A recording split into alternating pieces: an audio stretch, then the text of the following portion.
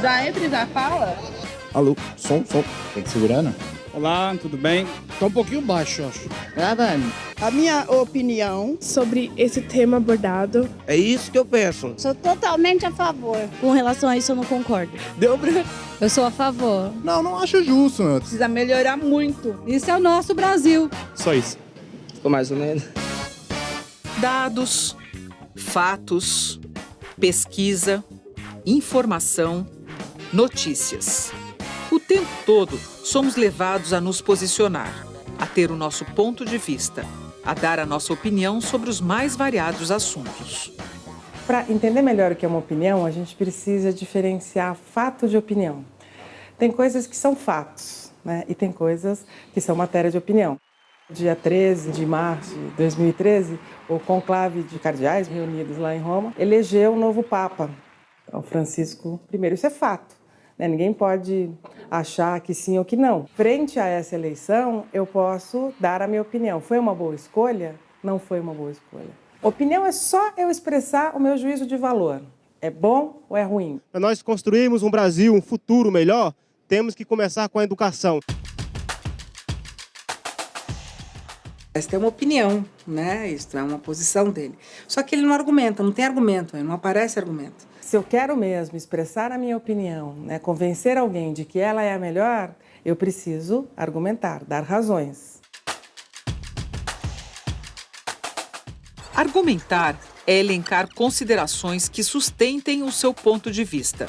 Quanto mais razões você encontrar, mais forte e convincente será a sua argumentação.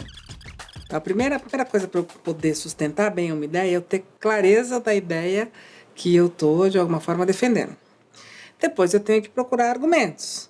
Tem estudos que, de alguma forma, comprovam o que eu estou querendo dizer. Vendo pesquisas, nós temos um nível de escolaridade até maior que os homens. Tem algum exemplo, né, que eu posso usar que comprova que eu estou certo, que a minha posição está certa? Eu acho que o que aconteceu com o cigarro deveria acontecer com a bebida alcoólica, proibindo definitivamente, porque isso é um mal que afeta, acredito eu, que a mais de 50% da população brasileira. Aquela ideia de causa e efeito. Eu acho que deve melhorar a visão do turismo no Brasil. O turismo vai dar muito dinheiro para as pessoas. Futuramente, nós temos muitos eventos em vista. Tudo isso pode ajudar a construir uma boa argumentação.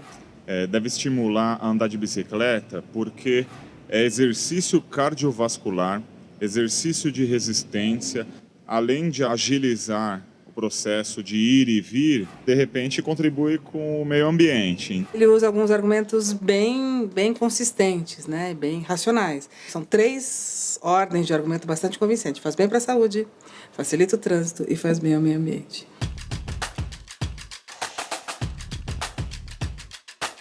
Argumentos subjetivos têm a ver mais com as experiências pessoais.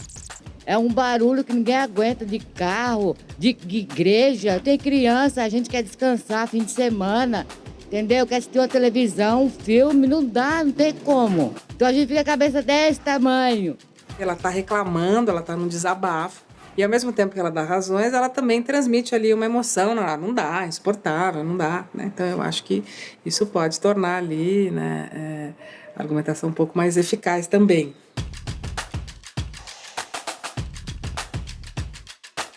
Já argumentos racionais estão relacionados a exercícios de lógica e racionalidade. As firmas que são faladas aqui, tem aqui no Brasil, que 5% delas têm que dar oportunidade para ex-presidiário, não dão oportunidade. Eu queria saber o porquê. Isso é um argumento bastante forte, né? Uma lei que não está sendo cumprida. Argumento racional. Quando há diferentes pontos de vista sobre uma mesma questão, estamos diante de um assunto polêmico, como a pena de morte no Brasil. Eu vivo trancada dentro da minha casa, eu tenho idade, eu tenho medo de andar na rua, eu já fui assaltada.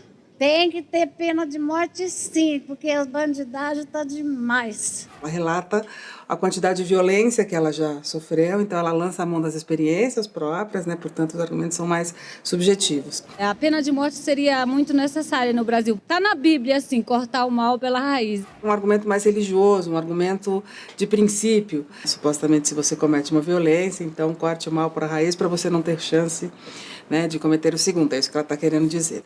Quando se pensa na pena de morte, você está pensando no problema. E eu acredito que devemos combater isso antes que chegue no problema, a causa. Ele usa um argumento de causa muito interessante. Quer dizer, é preciso evitar o crime e não aumentar a punição do crime. É isso que está por trás do argumento dele.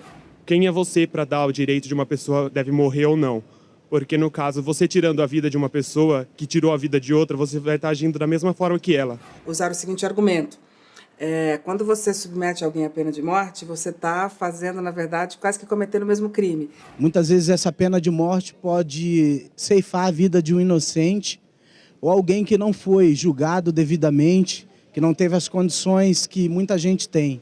Um outro argumento que bastante utilizado e que tem uma certa eficácia é dizer que você pode condenar um inocente. Essas pessoas utilizaram de parte a parte, tanto quem foi favorável quanto quem foi contrário, argumentos que circulam bastante, né? Agora você pode perguntar, bom, a força de um argumento, ela pode ser medida pela chance de convencer, muitas vezes, né? Ou pelo grau de racionalidade. Se você for usar como critério o grau de racionalidade, de lógica, de razão, evidentemente quem está lançando mão de um argumento de vivência mais pessoal ou de, né, um princípio, por exemplo, religioso, em tese teria uma argumentação mais frágil.